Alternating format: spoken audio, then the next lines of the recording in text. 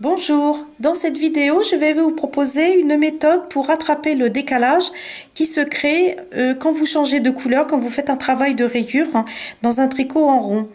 Il y a la méthode la plus classique qui est de glisser la première maille du deuxième rang de la nouvelle couleur, qui fonctionne très bien, sauf qu'il ne peut pas s'appliquer dans les rayures d'une seule composée d'un seul rang, comme ici.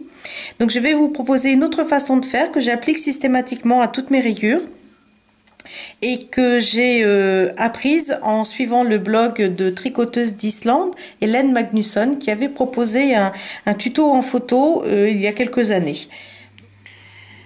Donc là, vous pouvez déjà voir que j'ai mis en pratique cette méthode pour tricoter des rayures irrégulières. Donc ici, d'un seul rang, deux rangs, un seul rang, trois rangs. Et vous remarquerez que le décalage est à peine perceptible.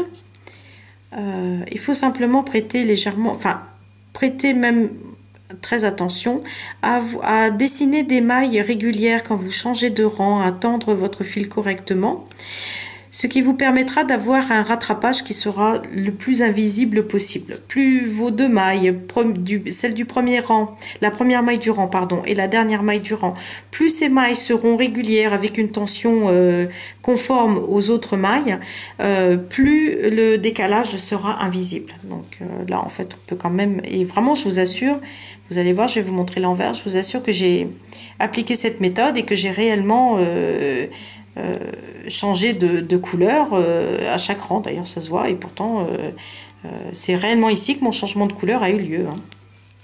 Donc comme vous pouvez le voir, mon tube est un peu petit, j'ai fait en même temps suivre mes fils, donc je les ai croisés, mais vous pouvez voir que c'est réellement ici que j'ai changé de couleur. Et voici ce que ça donne sur l'endroit. Donc me voici arrivée à la dernière maille de mon rang. J'avais posé un marqueur qui signifie le début du nouveau rang. Alors, je vais ici vouloir changer de couleur et opter pour ce bleu ciel. Donc, je tricote ma dernière maille avec la couleur de son rang habituel, voilà. Et là, je la glisse à nouveau sur mon aiguille gauche pour la retricoter, cette fois avec la nouvelle couleur. Voilà, donc la dernière maille du rang va être donc tricotée deux fois. Je glisse mon marqueur.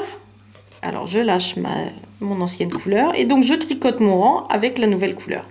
Donc, je suis à nouveau à la fin de mon rang. Ma dernière maille est ici puisque mon marqueur me le signifie.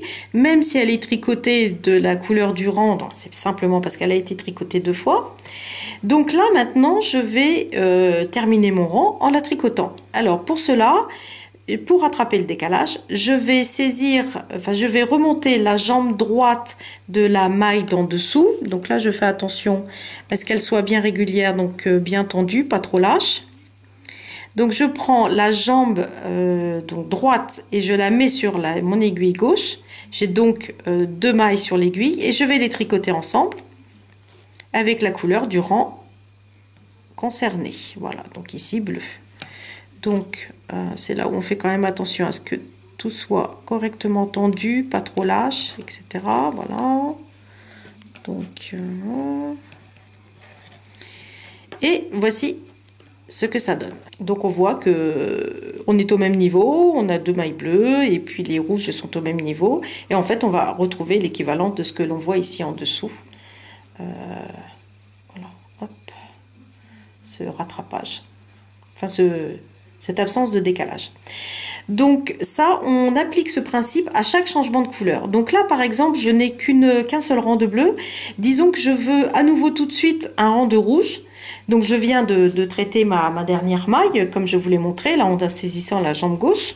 Donc elle vient d'être tricotée avec sa jumelle d'en dessous. Mais je veux tout de suite changer de couleur. Alors dans ces cas-là, je refais ce que j'ai fait tout à l'heure. Je glisse la maille qui vient d'être tricotée, la dernière maille du rang, sur mon aiguille gauche. Et je vais la tricoter avec ma nouvelle couleur. On va dire que c'est le ocre.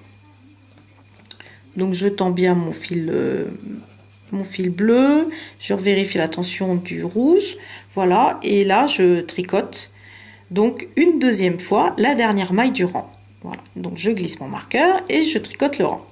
Surtout, vous inquiétez pas, vous avez l'impression que c'est un peu épais, etc. Mais je vous assure que si vous tentez correctement vos mailles et vous faites attention à ce que vos fils soient toujours correctement tendus quand vous avez fini de tricoter, vous aurez le rendu final que j'obtiens ici, qui est pourtant tricoté avec du mérino, c'est quand même là où on voit un maximum de défauts. Vous voyez que franchement, après un bon blocage, on verra plus rien du tout. Donc, il faut bien avoir conscience que le rattrapage de décalage s'effectue en 2 temps. D'abord, avant même de débuter le rang en traitant la dernière maille, la maille précédant le début de rang avec la nouvelle couleur. Et à la fin de ce rang, en traitant à nouveau cette dernière maille de façon différente, c'est-à-dire en la tricotant avec sa maille d'en dessous. J'espère que cette vidéo vous aura apporté quelques aides dans vos ouvrages et peut-être même dans la réalisation de mon nouveau modèle, le col Tadoussac. En tout cas, je vous souhaite beaucoup de plaisir et je vous dis à bientôt.